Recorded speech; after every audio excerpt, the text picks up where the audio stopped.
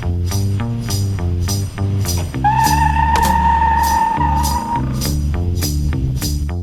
guys, and welcome back to the channel. In today's video I have a really cool thing that I want to show you guys. This video is gonna be a video where we're gonna freshen up the new Pontiac 350, if you will. And right now we are painting some parts. Today I want to show you how you get a nasty old rusty valve cover like this to look like this. All nice and matte black with raised letters. It looks dope. So as you can see, this is the final result, right? We have a nice glossy matte black with the raised letters or whatever that we got sanded off and stuff. And here we have the old chrome one, which is kind of crusty, you feel me? It's not that cool looking anymore. And I've never really been a fan of chrome. So I want to show you guys real quick how you clean this up. Some pretty rough sandpaper and grind it down. I'm gonna just use some brake cleaner or something to clean up the surface. The reason we want to scratch up the surface is because when you have a nice smooth chrome surface like this, your paint is not gonna stick on it. So the paint will chip pretty easy. Now I am using a pretty cheap black paint actually, so it's probably gonna chip pretty easy. But that's because it's pretty shitty paint, because if I use some quality stuff it wouldn't.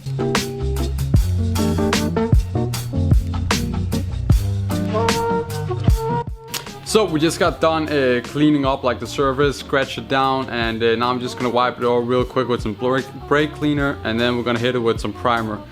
Now I'm all dirty in my head right now because I'm also cleaning out some brake calipers up there, and things are flying everywhere. So great, we're getting a lot of things done today, like.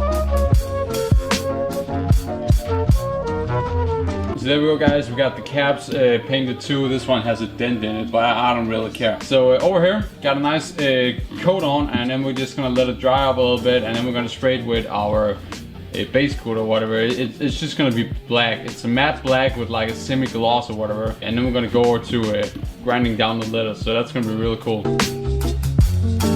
So the paint is now dry and we are now ready to scratch up the letters. Now, a few tips here if you want to get it like, I would say right. If you have the same L-Brock colors as I do, the letters are not really the easiest to get like a nice clean look, as they kind of have this like I don't know if you can call it fade or like soft bend in them. It's not like letters, it's more like letters. I don't know. I don't know how to explain that in English. Never mind. So basically, you want something flat first of all to like get the equal amount of like scratch up letters. So it kind of has like the same size letters, if you know what I mean. So you scratch down the same amount of material on all letters. That's what I mean. So basically, I have this a sanding block right here. It's just, yeah, you can also use a wood block or whatever, but it doesn't really matter. Then you're gonna take some sandpaper. You're gonna fold it into like the width or whatever of your letters, so you of course don't scratch anything on the outside, which I did on this one over here. I don't know, I forgot. So do that, and then you just have something flat, so you only hit like the letters and go back and forth until you're happy with the result. Go in one direction. What I mean about going one direction is only, in this case I only went back and forth like this, so you have the same like scratches in the middle. That gives it a little more cooler look, that you have all these small lines in the middle going this way.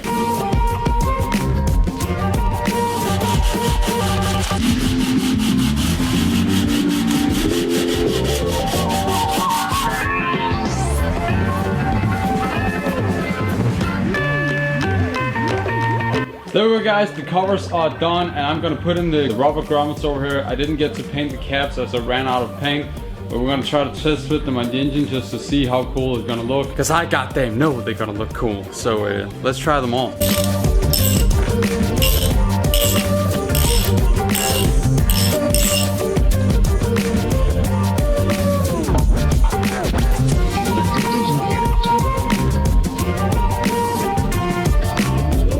Not gonna lie, this definitely looks a lot better than the blue on blue. It definitely gives it a more cooler contrast. Basically also with my black distributor. Now that we also have the black air cleaner, that's definitely gonna look a lot cooler. Let's try to throw both on, and also the air cleaner.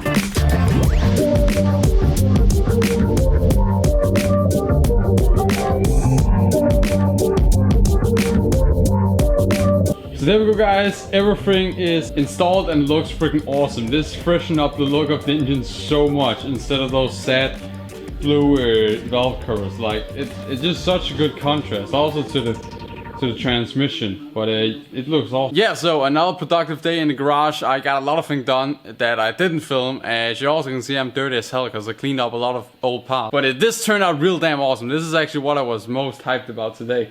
It just changed the look of the engine so damn much. Like, people are gonna think now, ooh, is that a built engine? Does it have a cam? Oh damn. Oh. Don't forget to turn into the channel later this week, as we are installing a full wiring harness on the car, and also probably, I would think, probably also dropping in the engine, and might even gonna start it up. We don't actually have a generator bracket yet or a generator on the car, but we also gotta figure out some things with like a radiator and radiator hoses and stuff. But you know, we can still start it up just to hear it and get some hype on the build, you know. So I get hyped on the build. That's the reason why you start on an engine when building a car, because then you get hyped and then you're like, hell yeah, let's get things done. And then a day later, you're like, oh my god, I'm broke, I can't build this car. But yeah, thank you guys so much for watching this video. If you guys enjoyed, don't forget to leave a like and a subscribe. And of course, there will come more video with the stand sam later this week. Definitely with the wiring harness and probably dropping in the engine.